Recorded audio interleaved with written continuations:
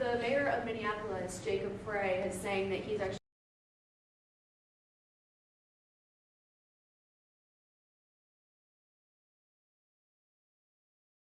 proud to have the largest Somali community in the country, and his police chief... Well, then he's a fool.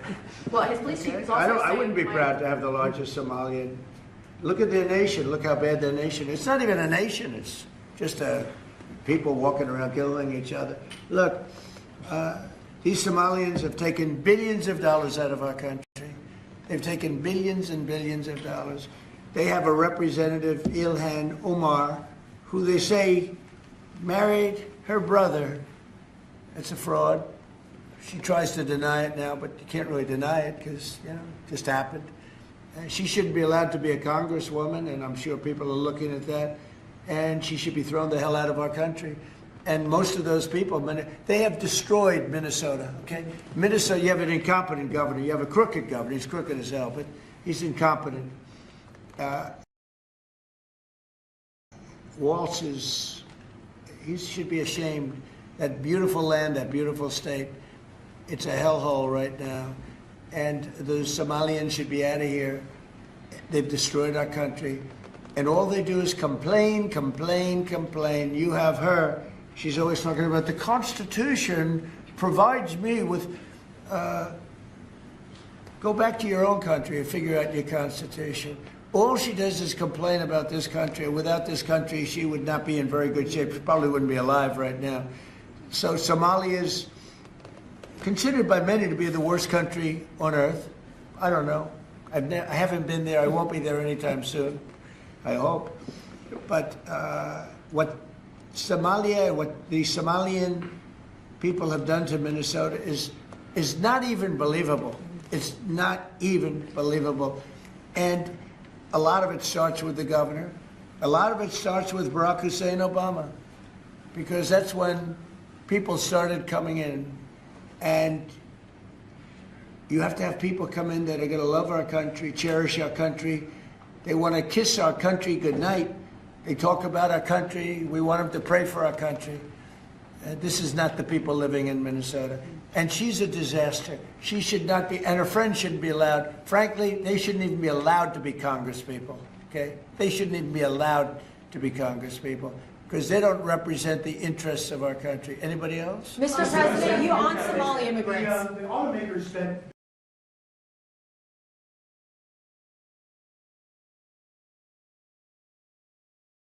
Work today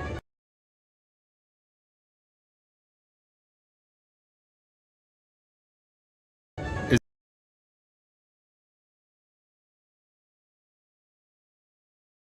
broken. Every day, people juggle so many different tools just to get work done. This right here is Minneapolis. Specifically, it's the Somali neighborhood within Minneapolis that has recently become controversial due to two figures. Congresswoman Ilhan Omar of Minnesota.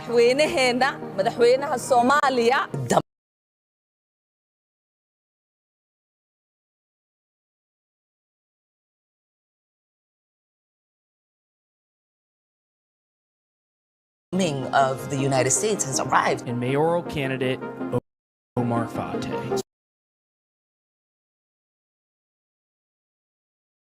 where Democratic Socialist State Senator Omar Fateh is now just 5 points behind Jacob Frey. Magalada, Minneapolis. There may be no immigrant community in the nation more tied to its political leaders than the Somalis in Minnesota. So we decided to go past the clickbait and culture war and explore the community with curiosity. That's what America stands for. Like, everybody's segregated in their own community. But they're walking around in sandals in the winter, and you're just going, oh my God. What's it really like? Do they love America? Our children will take a gun to defend national interest of the United States. Our journey took us to a massive open-air Somali mall, which a cop escorted us out of, to Omar Fateh's campaign HQ, to a studio where we interviewed Somalia's parliamentarian who actually lives in Minnesota. Come with us to Minneapolis. We in Minneapolis, man. Murder-Appolis, bitch, get in tune. That was not the greeting we expected when we pulled into Cedar Riverside. Misconception in my eyes would be that Somali community are a threat. No, before Somali, we're Muslim. And Somali people that are real Muslims that are on their deen and on their way, peaceful. 3 mosques just in walking distance right now as we speak. And it's so beautiful that you can just take your feet and just walk to the mosque. Everything's easy over here. I asked Salim how he ended up in Minneapolis, and he told us that he was actually born in Kenya, which many Somalis fled to after its government collapsed in 1991. Obviously, I'm an immigrant, but at the end of the day, this country welcomed me. For my family to strive in this country, I'm glad and I'm thankful. But Salim then fell into hot water in South Dakota, where he was charged for murder. To this day, if you Google my name, Sioux Falls, you're gonna see murder. It's called defamation of character for real. I missed the birth of my niece. Something you didn't do. Something I didn't even do. Yeah. I feel like I got a little story to tell too. My name's Salim Muhammad, man, and I ain't not a murderer. Yeah, well, dude, I'm glad at least you're out now, and hopefully you get justice. Justice been served, but to who? We left Salim and turned the corner where we saw the fire he referenced, and also tried to interview some locals. We're trying to figure out what happened. Yeah, we have a little fire.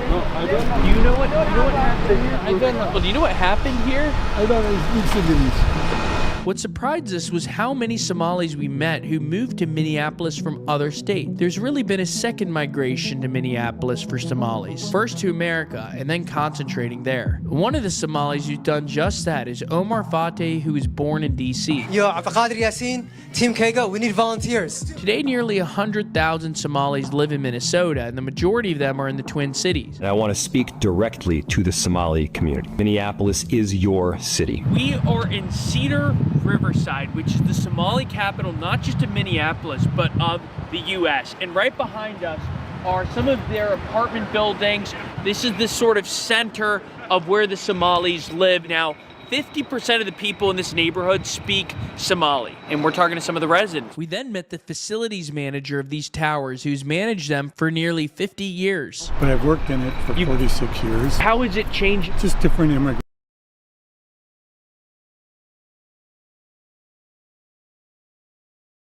So a lot of Somalis live here? Yes. In fact, I think it's one of the largest populations in the cities. Yes.